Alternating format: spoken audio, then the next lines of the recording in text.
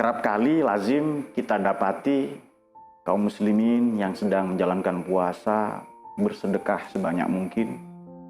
Karena momen ini atau puasa ini, Ramadan ini juga identik dengan memberi. Sebenarnya apa yang kita berikan? Dan mengapa manusia keberatan memberikan sesuatu yang dimilikinya kepada orang lain atau sesuatu yang dicintainya? Apakah harta benda? Apakah aset-aset? Apakah berbagi kegembiraan? Baik, sedekah ini ia satu akar kata dengan kejujuran, kedisiplinan, bahkan mahar yang kita berikan kepada istri kita adalah sidak, atau ia terambil juga satu akar kata juga dengan sedekah.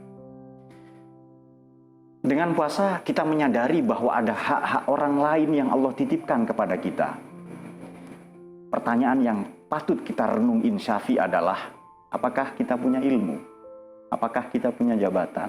Apakah kita punya kehormatan? Apakah kita punya harta benda? Apakah kita punya kemuliaan? Tidak, sekali-kali tidak. Allah yang menitipkan itu semua kepada kita. Kalau ada orang mulia karena ilmunya, maka ilmunya lah yang menyebabkan ia mulia. Kalau ada orang dihormati karena harta dan kedermawanannya, maka harta dan sifat dermawan itu yang menyebabkan ia mulia dan dihormati. Kalau ada orang dijunjung tinggi karena derajatnya, karena pangkatnya, karena jabatannya, bukan orangnya tetapi jabatan itulah yang menyebabkan ia dihormati dan ditaati oleh banyak orang. Maka sebenarnya apa yang kita miliki? Kita mungkin punya properti, punya tanah, punya aset-aset, perusahaan. Sekali-kali tidak. Kita tidak pernah punya tanah. Cara berpikir yang benar adalah kita manusia inilah miliknya tanah. Kita berasal darinya dan kalau kita mati, tanah meminta kita pulang, meminta kita kembali, dan tanah inilah yang memeluk mendekat kita setelah kita dikebumikan. Maka mana yang kita miliki? Apa yang kita miliki? Yang kita miliki adalah kebaikan yang kita perbuat di atas permukaan tanah. Tanah menyediakan makanan, minuman, tempat tinggal, tempat kita bercocok tanam, dan seterusnya dan sebagainya.